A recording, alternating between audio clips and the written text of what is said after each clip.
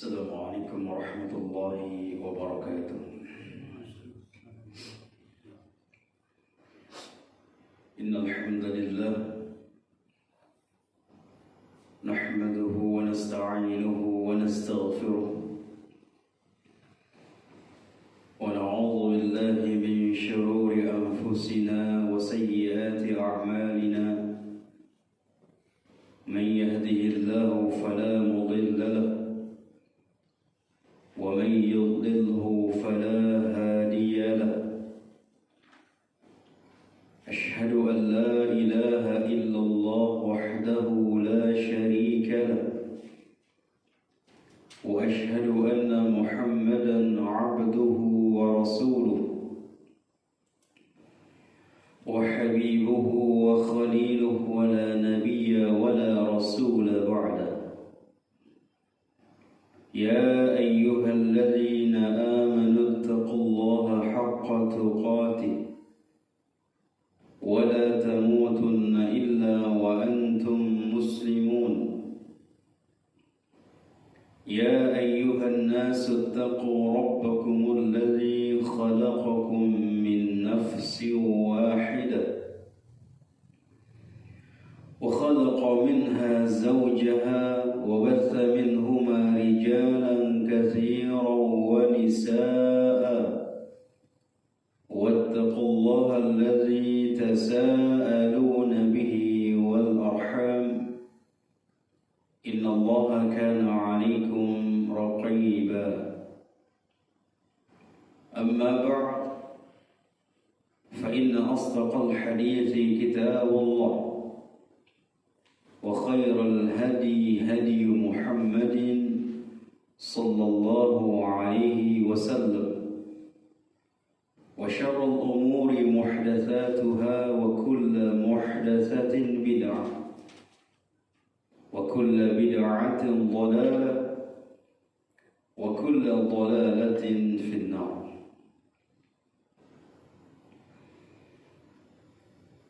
أحبتي في الله رحمني ورحمكم الله. Alhamdulillah, kita bersyukur kepada Allah Rabbul Izzati wal Jalal, dan hendaknya senantiasa kita bersyukur kepadanya, karena Allah juga senantiasa memberikan nikmatnya kepada kita. Kalaulah Allah saja memberikan nikmat itu kepada kita senantiasa, maka hendaknya lebih layak lagi kita mensyukuri nikmat itu senantiasa. Sehingga kapan nikmat itu datang kepada kita, kemudian kita tidak senantiasa mensyukurinya,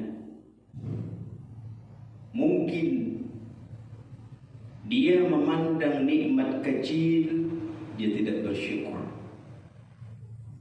Dia hanya memandang nikmat besar, baru bersyukur.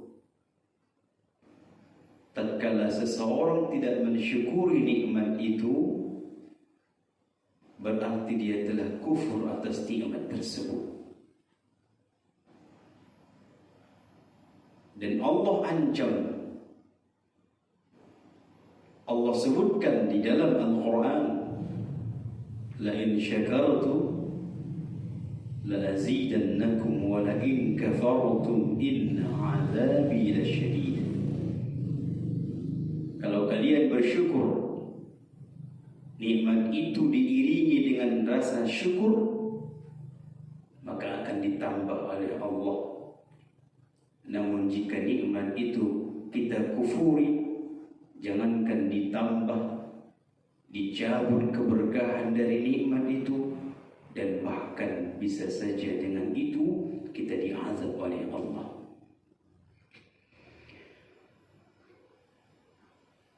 Ahibati fillah rahimani wa rahimakumullah.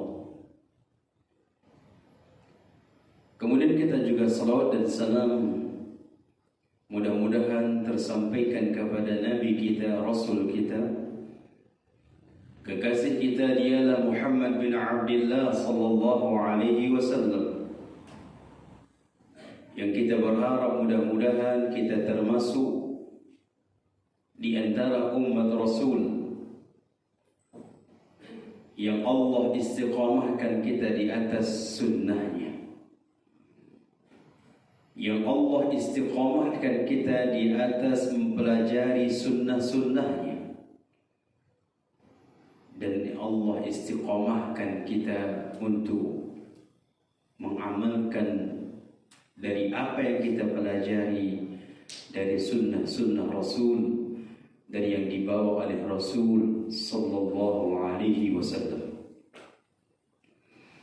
Kita berharap mudah-mudahan kita termasuk di antara umat Rasul yang akan mendapatkan syafaat Rasul nanti di yaumil akhir. Ahibati fillah rahimani wa rahimakumullah. Kembali kita melanjutkan pembahasan kita yang merupakan pembahasan perkara-perkara ghaib. Seluruh perkara yang ghaib yang dibutuhkan iman.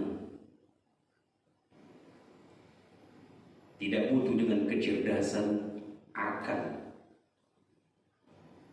Dibutuhkan iman yang ada di dalam dada.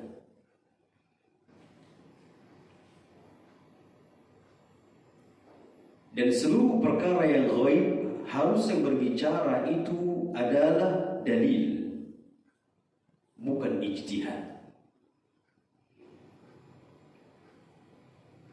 Karena itu perkara ghaib, perkara ruh.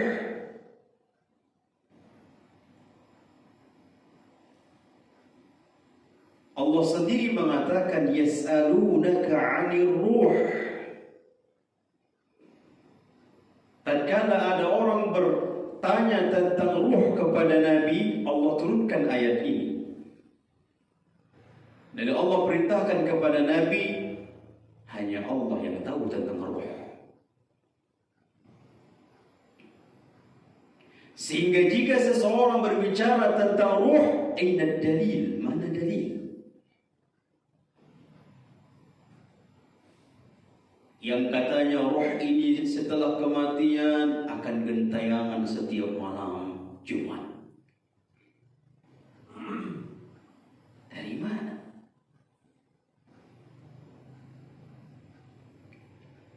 Maka ahibati fillah, kita akan berusaha menyampaikan apa yang dikatakan oleh Allah dan apa yang dikatakan oleh Rasul tentang ruh, dan hikmah di balik itu jemaah, apa tujuannya. Kalau hanya sebatas mempelajari saja, pengetahuan saja, mentok di pikiran saja, gak ada guna jemaah, gak ada guna. Apalagi semua yang akan kita bahas adalah semuanya akan kita hadapi. Kita akan berjumpa dengan perkara tersebut. Sehingga tatkala nanti kita pelajari perkara-perkara yang baik, yang mendatangkan kemuliaan nanti di hari kiamat, yang mendatangkan kemuliaan kepada ruh orang yang beriman, bagaimana caranya mendapatkan kemuliaan tersebut, lalu kita amalkan. Agar tatkala kita berjumpa di hari itu, kita memperoleh apa yang dijanjikan oleh Rasul atas apa yang kita ketahui atau apa yang kita pelajari. Namun jika itu perkara-perkara yang mencelakakan nanti kita, apalagi penyebab-penyebab yang mencelakakan hidup kita nanti setelah roh kita diambil, dan itu sudah dijelaskan oleh Allah dan Rasul, maka maka disinilah kita gunanya meninggalkan itu. Disinilah kita gunanya meninggalkan itu. Kalau ada nanti kita ketahui, kita dengar, kita pelajari, kita sampaikan, ada penyebab-penyebab yang mencelakakan hidup kita nanti di alam sana, maka tinggalkan. Sekalipun saat ini kita berada di situ, tinggalkan untuk supaya jangan celaka nanti kita termasuk celaka orang yang nanti ketika berjumpa di hari itu.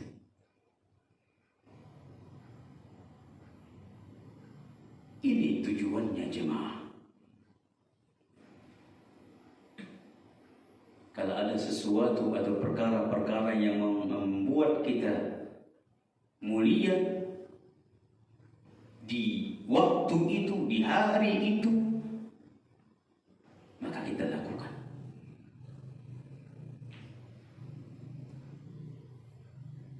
Bagaimana ruhnya orang yang beriman di alam barzakh? Bagaimana nasibnya orang yang beriman di alam kubur? Nanti jemaah, ini perjalanan panjang. Setelah kita nanti bahas alam kubur, alam barzakh, baru kita bahas nanti hari setelah kita dibangkitkan, kemana kita tuju, diarahkan. Itu pada mahsyar. Kemudian setelah itu kita akan membahas tentang yaumul hisab. Kemudian kita akan membahas yaumul mizan, di hari di mana kita akan ditimbang. Kemudian kita akan membahas sirat, jambatan yang semua orang melewati jambatan itu. Jambatan itu terhampar di atas api neraka. Kalau orang jatuh dari jambatan itu pasti masuk neraka. Dan kita akan tahu bagaimana sifat-sifat jambatan itu yang dikabarkan oleh Rasul yang sangat mengerikan sekali. Sampai nanti melewati jambatan itu ada namanya kentorah. Di kentorah itu akan dihisap kembali. Namun hisap di sini tidak seperti hisap yang pertama. Setelah itu akan masuk ke dalam syurga bagi penduduk syurga. Adapun orang yang jatuh dari jambatan itu, itulah penduduk neraka. Panjang jemaah.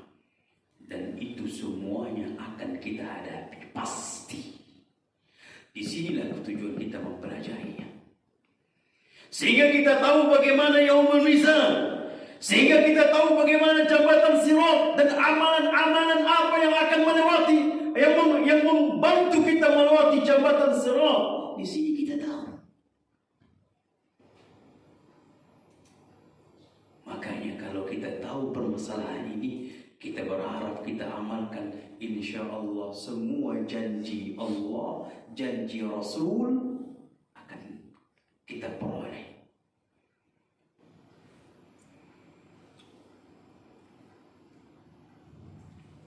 Panjang jemaah. Makanya kehidupan akhirat itu luar biasa dahsyatnya. Dan ingat, kita akan mengalami, kita akan mati semuanya. Kullu nafsin dha'iqatul maut. Kita akan mati. Ada orang menganggap mati sudah lah. Kalau kematian itu tidak ada setelah kematian itu tidak ada yang terjadi jemaah, berarti kematian itu tempat istirahat. Tapi tidak.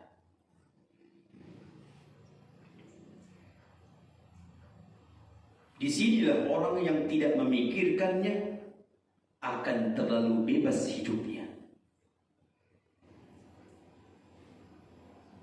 Namun ketika kita memikirkan apa yang terjadi setelah kematian, Akan diminta semua pertanggungjawaban. Di sini datang semangat untuk ibadah. Apa yang membuat kita datang ke tempat ini walaupun gerimis? Apa yang membuat kita datang? Pahala di sisi Allah.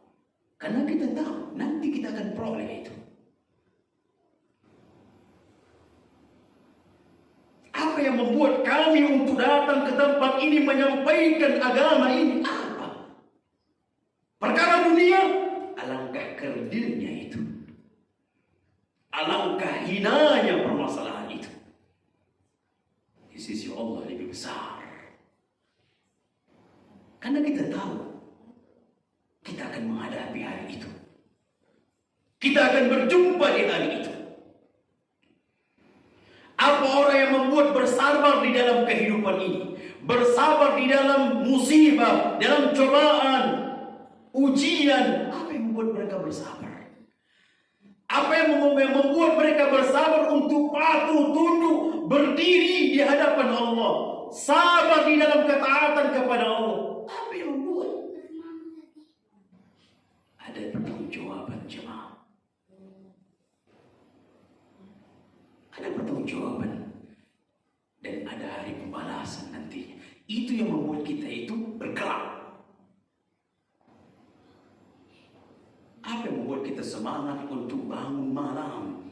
Ada pertanggungjawaban dan ada hari pembalasan. Apa yang membuat kita menahan diri di dalam maksiat? Di hadapan kita itu ada maksiat, namun kita menahan diri. Apa yang membuat? Karena nanti ada pertanggungjawaban. Makanya kematian itu bukan main-main. Terkadang kita duduk jemaah, duduk di bus, duduk mungkin di rumah-rumah makan. Coba kita lihat di sekeliling kita. Allahu Karim. Karena tidak memikirkan perkara ini, lihat kehidupan mereka terlalu bebas. Terlalu bebas. Padahal setiap ucapan akan dipinta pertanggungjawaban. Ma yalfizu min qawlin illa ladayhi raqibun atid. Setiap gerakan akan dipinta pertanggungjawaban. Ini berat. Ini membuat kita itu berat.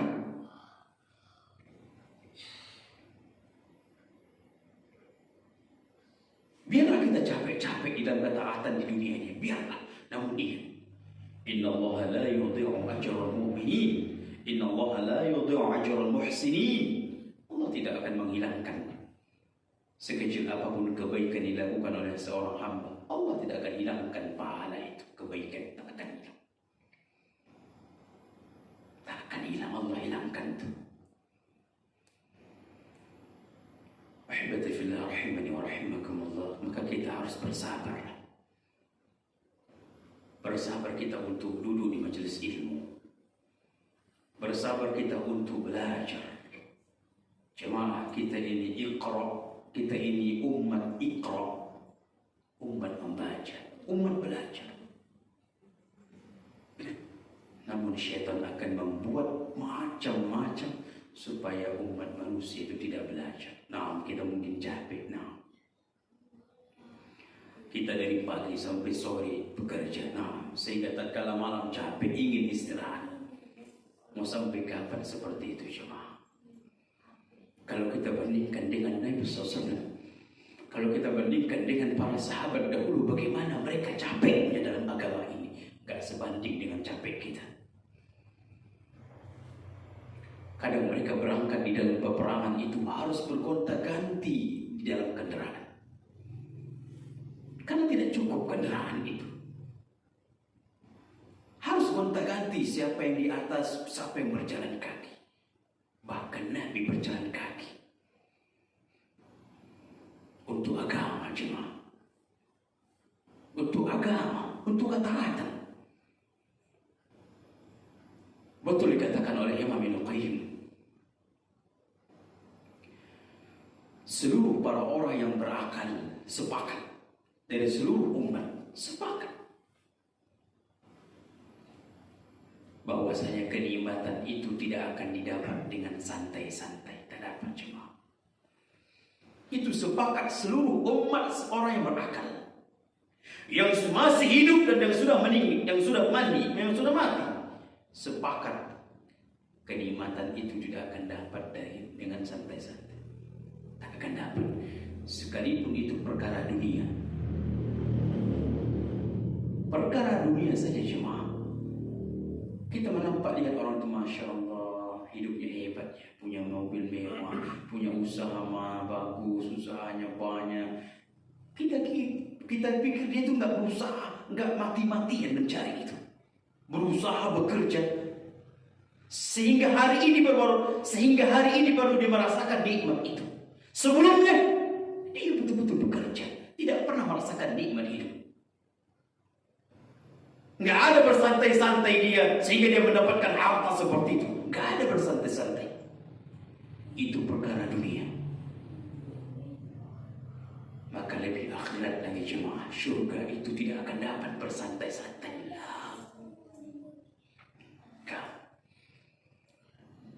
Sampai Imam Ahmad yang tidak pernah dengan santai, tak tahu di santai itu bagaimana. Itu Imam Ahmad yang jenggotnya putih, rambutnya putih, tetap belajar.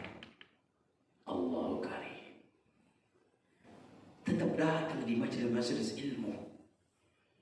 Kalau ada seorang ulama yang datang ke tempat dia lebih awal dia datang ke tempat itu. Padahal jenggotnya sudah putih, rambutnya sudah putih, sudah tua. Kapan dia bersantai? Tak pernah mengenai santai. Ketika ditanya, mata roha ya imam, kapan engkau istirahat ya imam? Padahal ulama ahli hadis, dia mengatakan ar-rohatu fil jannah, istirahat itu di syurga jemaah. Benar jemaah. Kalau kita santai-santai di saat ini tak akan dapat itu, tak akan dapat. Maka kita bersama-sama bersabar. Selagi itu ketaatan kepada Allah, selagi itu mendatangkan pahala dari Allah, kemuliaan dari Allah, ibadah, maka kita jalankan. Sekalipun kita capek, lelah, kita harus bawakan diri ini, paksakan diri ini. Ahibati fillah rahimani wa rahimakumullah. Kemarin kita sampai sudah tentang azab kubur.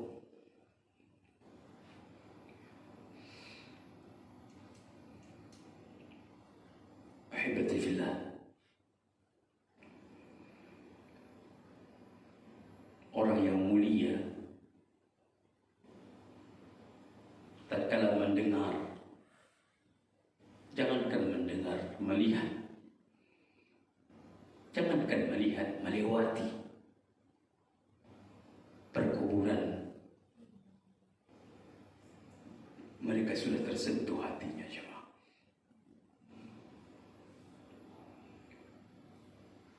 Mereka memandang itu tempat yang angker. Mungkin kita juga memandang itu tempat angker, tempat banyak hantu dan bagainya, jin, syaitan. Tapi orang mulia bukan itu pandangannya. Nabi bukan itu pandangannya. Utsman bukan itu pandangannya. Umar bukan itu pandangannya. Mereka menganggap itu tempat adalah awal pertama kali, kata Nabi SAW, itu adalah awal pertama kali tempat yang kalau dia selamat maka selamat selanjutnya. Kalau dia tidak selamat maka setelah itu lebih parah lagi.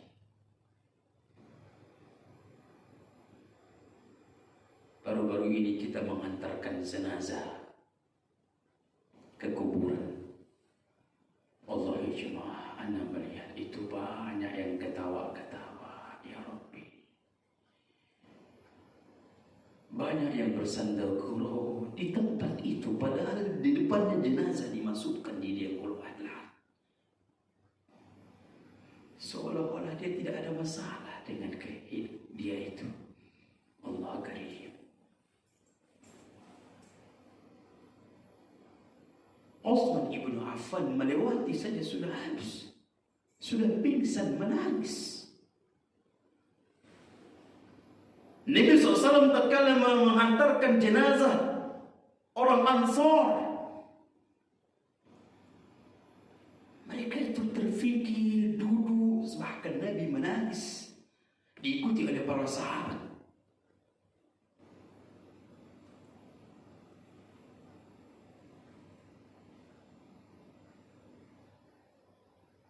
Allah Karim. Itu mungkin membedakan kita jemaah orang mulia. Apalagi berkaitan tentang alam barzakh, alam kubur. Subhanallah. Ingat jemaah, sifat dari alam kubur itu adalah gelap. Allah jemaah, kita di rumah saja, kalau ada pengumuman akan mati lampu selama 2 hari, apa yang terjadi dengan perasaan kita? Ustaz bisa boleh gengsi Ustaz. Iya, itu di dunia. Coba lagi kita tiba-tiba mati lampu, apa yang kita rasakan?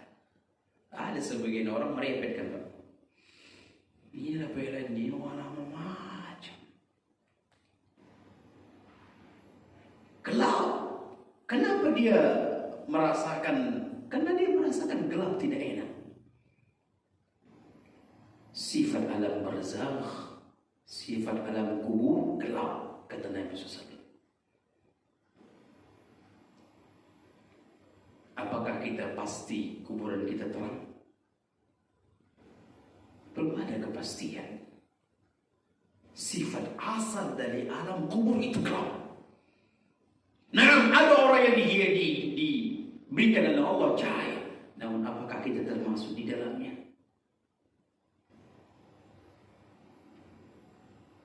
Kalau tidak, bagaimana?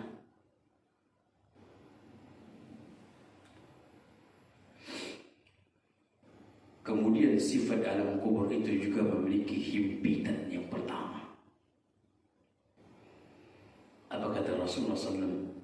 Kalau ada orang yang bisa lewat dari himpitan kubur, tentunya Sa'ad bin Mu'adz lebih selamat dari himpitan itu. Namun kata Nabi SAW, dia juga mendapatkan himpitan. Dia juga mendapatkan himpitan jemaah. Sahabat yang mulia mendapatkan himpitan. Bagaimana dengan kita? Sifat alam kubur itu juga kata Nabi SAW ada fitnah.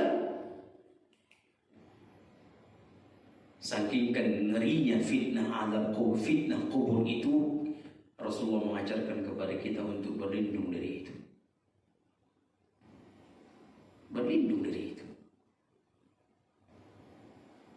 Bahkan Nabi sendiri berlindung dari fitnah kubur.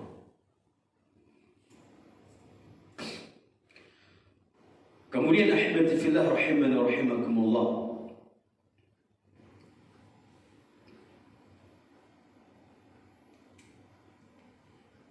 Apakah azab kubur itu terus-menerus sampai hari kiamat? Atau ada yang berhenti, tidak sampai hari kiamat?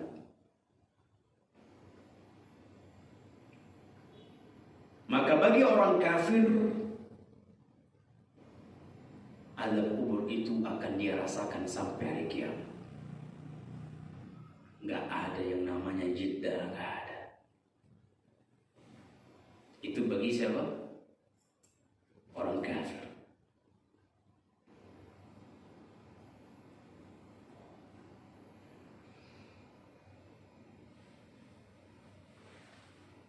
Makanya Allah mengatakan di dalam surah Al-Qamar ayat 38, وَلَقَدْ صَبَّحَهُمْ بُكْرَةً عَذَابٌ مُسْتَقِرٌ.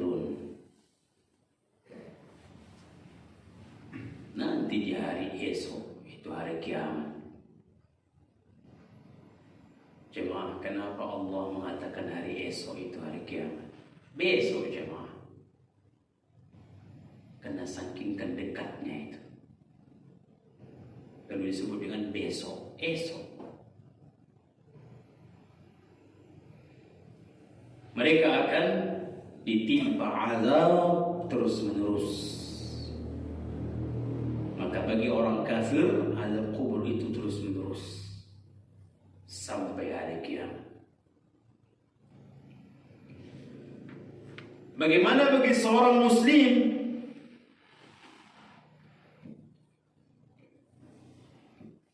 Bagi seorang muslim terbagi menjadi dua.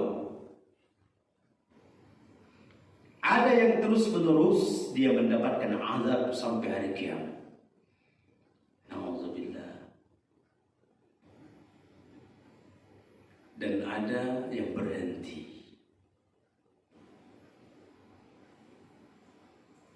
Disebutkan dalam hadis Imam Al-Bukhari, disampaikan oleh Rasulullah SAW, ada beberapa orang yang ini sudah kita sampaikan kemarin,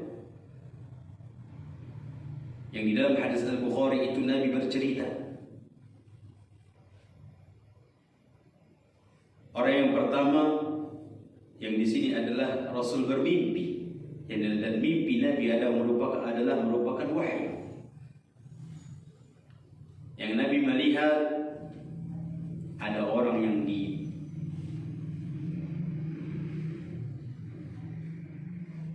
dia apa namanya Pak? Besi yang bengkok itu apa namanya? Kayak ketuk sawit itu Pak, ganjuk. Yang ujungnya runcing. Lalu dikoyak mulutnya, ditusukkan ganju itu melembus lehernya, kemudian dikoyak. Begitu juga sebelah kirinya dibuat seperti itu juga. Yang kata malaikat, beliau mengatakan fayusna'u bihi ila yaumil qiyamah, dan ini berlaku baginya sampai hari kiamat. Berarti ada azab yang sampai hari kiamat. Azab kubur itu berlaku baginya sampai hari kiamat. Dikatakan oleh malaikat Jibril yang bersama dia di waktu itu, dan juga malaikat Mikail, mereka adalah orang yang dikerobek mulutnya, adalah orang yang suka berdusta. Jemaah, ada nggak muslim yang berdusta?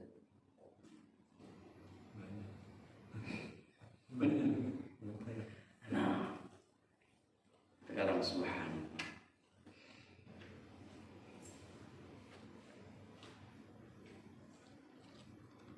Apalagi zaman sekarang ini, ya Rabbi, banyak orang tertipu di media sosial. Ada yang menipu dengan pembicaraan. Dia pikir ketika dia mendapatkan transfer dari orang yang tertipu, yang ada juga yang bercerita sampai 40 juta. Dia pikir selesai begitu saja. Lah. Jadi orang yang berdusta, apalagi dusta itu sudah sampai orang tahu dia pendusta,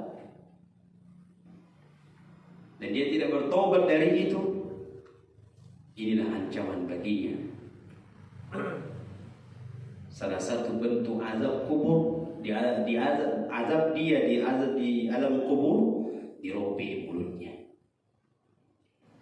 Alhamdulillah. Kita jemaah kena isu saja, ya Rabbi. Ada di dalam pekerjaannya mungkin kecelakaan, akhirnya putus jarinya. Bagaimana kalau mulut itu dirobek? dituju sampai menembus lehernya, kemudian ditarik dirobek. Ya Rabbi. Fayusnaru bihi ila yaumil qiyamah, dan itu berlaku sampai hari kiamat. Demikian juga kata Nabi SAW, orang yang kedua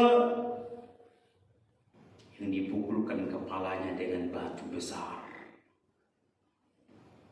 Siapa dia? Dia orang yang dimudahkan oleh Allah menghafal Quran. Dia orang yang dimudahkan oleh Allah mempelajari agama, namun tidak mengamalkan apa yang dia hafal, tidak mengamalkan apa yang dia pelajari.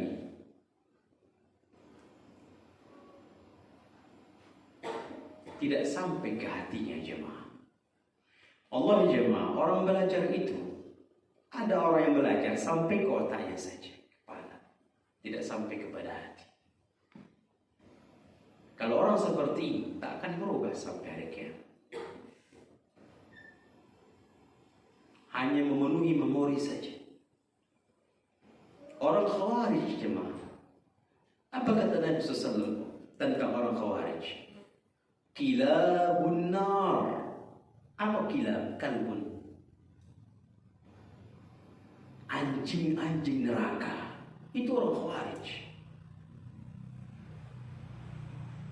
Yang amalan, apakah mereka sholat malam? Khawarij sholat malam. Apakah mereka baca Quran? Mereka baca Quran. Sampai kata Nabi SAW, kalau kalian melihat amalan kalian, kalau kalian membandingkan amalan kalian, ini levelnya para sahabat jemaah. Levelnya para sahabat, kata Nabi SAW, kalau kalian memandang amalan kalian dengan amalan mereka, kalian akan merasa amalan kalian itu kecil. Itu amalan para sahabat. Namun itu pun kata Rasul, kalian akan memandang remeh amalan kalian ketika kalian melihat amalan mereka. Berarti mereka lebih dahsyat dalam beramal. Mereka lebih dahsyat dalam baca Quran. Mereka lebih dahsyat dalam sholat malam. Mereka lebih dahsyat dalam beramal. Mereka lebih dahsyat. Namun apa kata Nabi SAW? Kilabun nar. Mereka anjing-anjing neraka. Kenapa? Karena tatkala baca Quran tidak lewat dari tenggorokan, kata Nabi SAW. Gak lewat. Berarti tidak menyentuh, tidak masuk, menusuk ke dalam hati. Makanya terkadang kita melihat ada orang ngaji puluhan tahun, tapi begitu aja. Akhlaknya tidak bagus. Ucapannya kasar, perbuatannya macam lah, yang namanya dia suka mencaci, mencerca. Padahal dia sudah puluhan tahun mengaji. Berarti hanya sebatas di sini saja. Walaupun tidak dikatakan jangan cuma bapak bilang dia Khawarij, tak boleh. Tapi boleh orang yang merubah, ilmu itu bisa merubah jika itu masuk ke dalam dada, dalam hati jemaah. Ini orang yang subhanallah dipukulkan batu besar ke kepalanya. Yang kata Jibril, yuf'alu bihi ila yaumil qiyamah, dan itu berlaku baginya sampai hari kiamat. Hati-hati kita ini jemaah, hati-hati.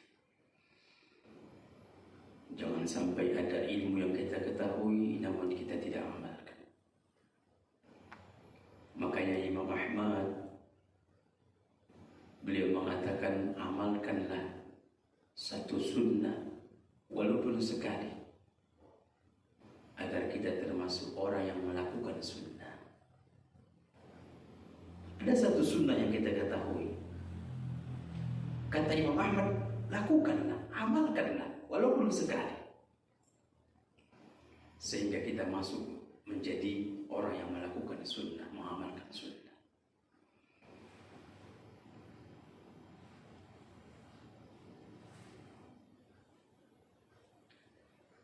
Baik. Kemudian juga orang yang ketiga Mereka adalah orang-orang yang memakan riba, yang mereka akan dimasukkan ke dalam mulut mereka itu batu-batu besar. Kemudian juga mereka juga akan berenang di air, di sungai, namun airnya darah. Itu akan berlaku sampai hari kiamat, dan itu bagi mereka pelaku pemakan riba. Kemudian orang-orang yang berzina, mereka akan dimasukkan ke dalam oven, dibakar, dipanggang di sana. Itu berlaku sampai hari kiamat, karena mereka adalah pelaku zina. Kemudian juga kata Nabi SAW, jemaah subhanallah, disebutkan di dalam hadis yang diriwayatkan oleh Imam Al-Bukhari. Imam Al-Bukhari meriwayatkan hadis ini di dalam sahihnya. Jadi kalau ada hadis diriwayatkan oleh Imam Al-Bukhari di dalam sahihnya, jangan dicari lagi. Udah capek para ulama mencari mensahihkan itu, lalu kita mencarinya. Tapi kalau di luar dari sahihnya, seperti kitab Adabul Mufrad yang dikarang oleh Imam Al-Bukhari, itu ada hadis-hadis namun tidak termasuk mungkin di dalam Sahih Bukhari, maka bisa saja kita cek, kita cari, kita telusuri kesahihannya. Namun kalau itu di dalam sahihnya, sudah para ulama dahulu sudah mensahihkan itu, sudah mencari itu terlebih dahulu. Sampai kata para ulama itu mencari capek namanya. Ini benar nggak ini hadis ini, katanya mencari capek namanya, itu kata para ulama. Dikatakan oleh Rasulullah SAW dalam hadis Imam Al-Bukhari, bainama rajulun yamshi fi hullatin tu'jibuhu nafsuh murajjilun jummatah idh khasafa Allahu bihi fahuwa yatajaljalu ila yaumil qiyamah. Kata Nabi SAW, hati-hati jemaah, terkadang ini kena sama kita. Ada seseorang yang memakai jubah, memakai pakaian indah, pakaian bagus, tu'jibuhu nafsuh, dan dia memakai itu dalam keadaan ujub. Dia pakai pakaian bagus, atau dia pakai jubahnya bagus. Kalaupun dia tidak bagus jubahnya, namun dia memakai jubah itu dalam keadaan ujub, bangga dengan diri sendiri, dia merasa itu luar biasa saat memakai jubah itu, memakai pakaian itu.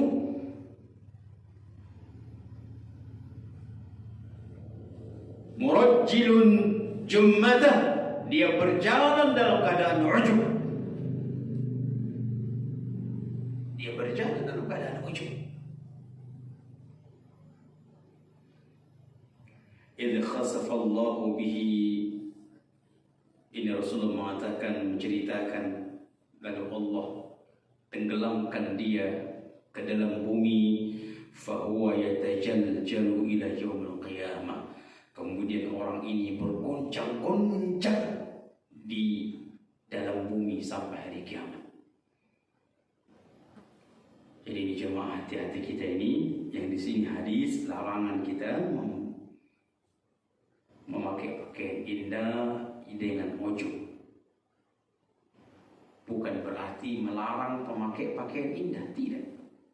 Silakan pakai pakaian indah, silakan pakai jubah yang indah, silakan pakai yang indah, silakan. Tapi jangan ujub. Jangan merasa sesuatu di dalam hati tatkala memakai pakaian itu.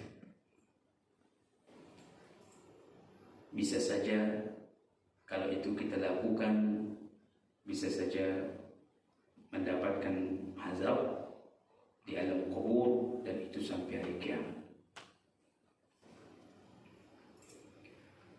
Kemudian jadi ini adalah ini adalah orang-orang dalil-dalil yang kata para ulama yang kaum muslimin atau seseorang muslim bisa juga merasakan, bisa jadi dia merasakan azab kubur sampai hari kiamat, tidak berhenti. Kemudian yang kedua, bisa saja seorang muslim itu berhenti di azab kubur, berhenti. Artinya tidak sampai hari kiamat. Bisa saja.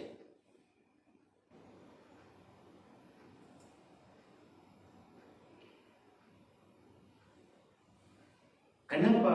Apa sebab-sebab berhenti dari azab kubur pada dirinya? Apa penyebabnya? Banyak sekali. Di antaranya dia memiliki amal jariah. Allah jemaah, amal jariah itu membuat berhenti dari azab kubur. Diberhentikan dia. Maka hendaknya kita berupayalah, kalau kita memiliki harta, buat itu bisa membuat amal jariah kita.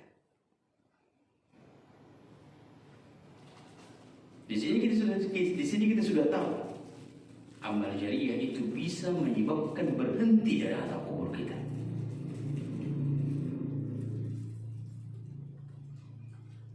Kemudian juga penyebab yang di antara penyebab juga adalah doa-doa orang-orang yang masih hidup, yang mendoakannya. Itu bisa berhenti dari azab kubur.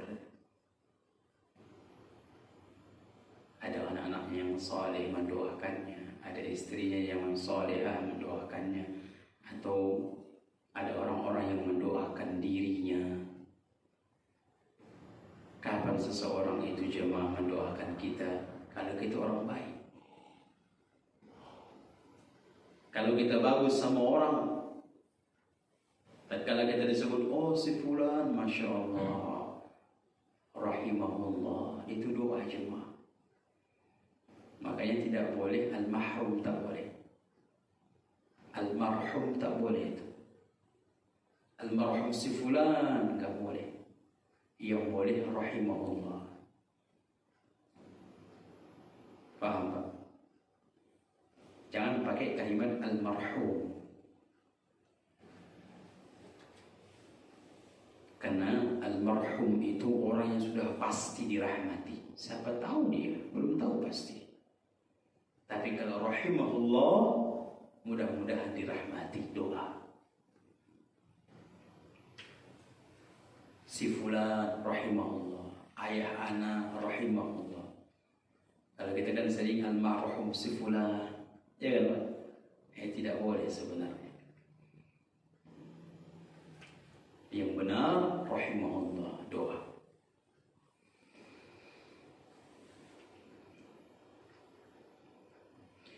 Atau ada sedekah-sedekah yang mengatasnamakan dirinya.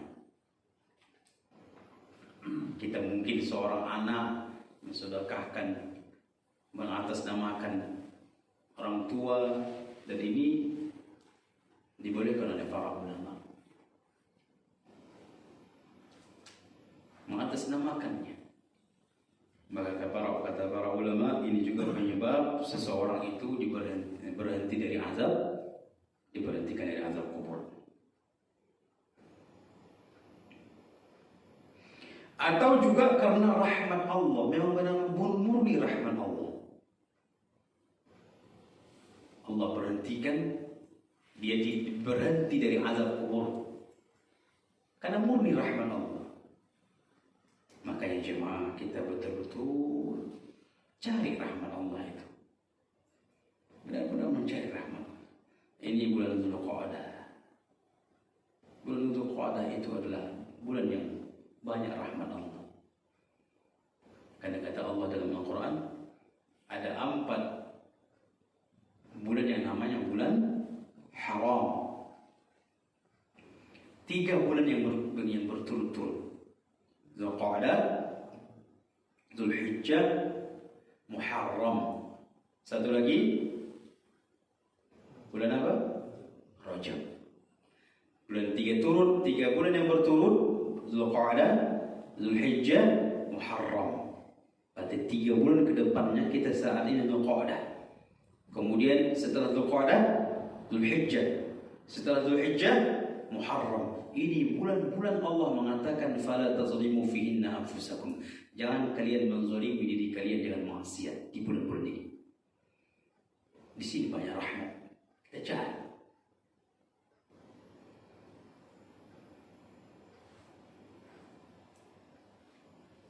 Baik.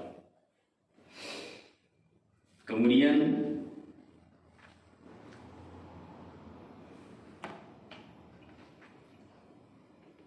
adakah penyebab-penyebab dari azab kubur itu?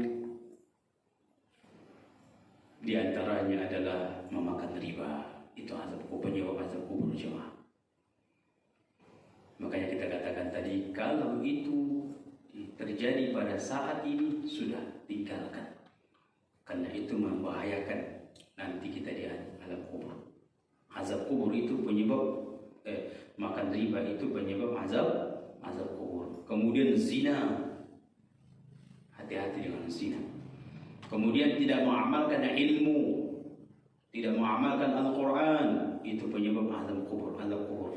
Kemudian dusta, seperti yang disebutkan dalam hadis tadi. Kemudian ujub atau sombong, itu penyebab azab kubur. Hilangkan ujub, hilangkan sombong. Terkadang ada orang sombong dengan amalnya, ada orang sombong dengan luar biasa macamlah.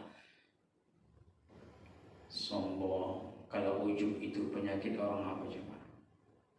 Orang ahli maksiat. Ada orang bermaksiat ujub? Gak. Itu tantangan penyakit orang soleh. Ujub dengan sedekahnya, ujub dengan solatnya, ujub dengan baca Qur'annya, ujub dengan infaknya, macam. Ingat, itu bisa menghabiskan pahalanya, kemudian itu bisa penyebab dia diazab di alam kubur. Kemudian juga penyebab azab kubur itu adalah tidak berhati-hati di dalam baul, buang air kecil. Benar-benar kita mensucikan atau istinja, benar-benar, jangan main-main.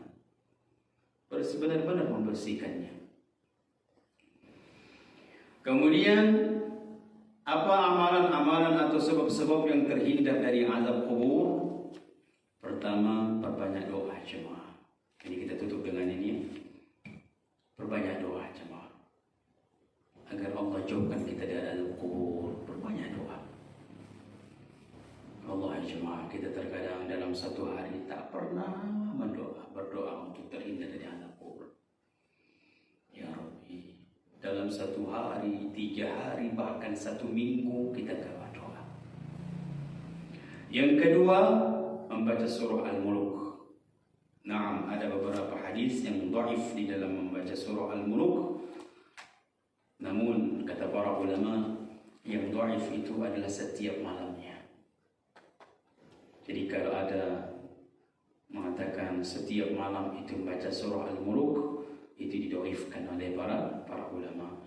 Adapun hadis-hadis yang statusnya hasan, dihasankan oleh para ulama, di sini yang pertama hadis Imam Ahmad yang dinyatakan oleh Syu'aib al-Armud. Syu'aib al-Armud, hadis ini adalah hasan li ghairihi. Kemudian al-Imam Syekh Al-Albani juga mensahihkan hadis ini. Kemudian Al-Imam At-Tirmidzi di dalam sunannya menghasankan hadis ini. Demikian juga di dalam hadis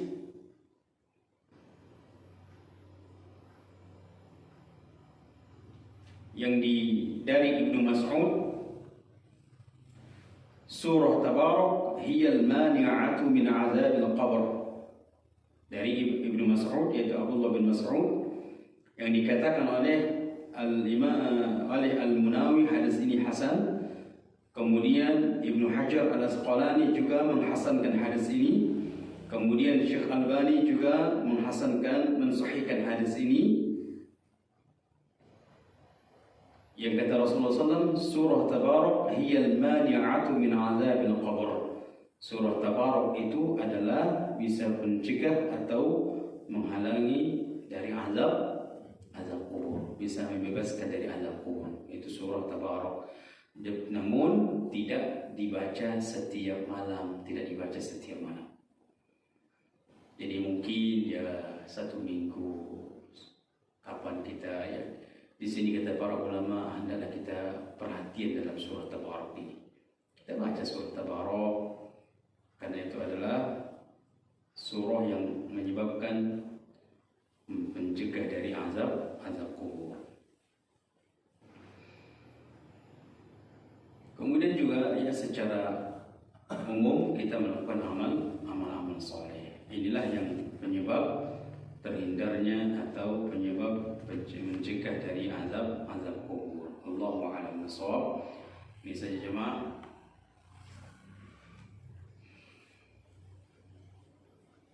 Baik, sebelum kita tutup ada pertanyaan jemaah. 1 pertanyaan.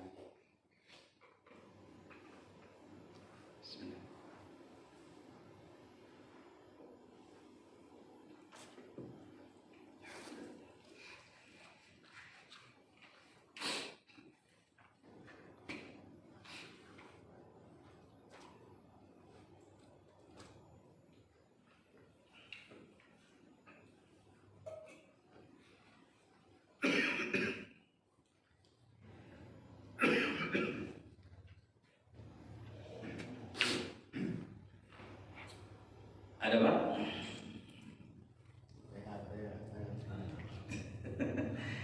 Baik, kalau tidak ada, ya kita cukup sampai sini. Mudah-mudahan bermanfaat.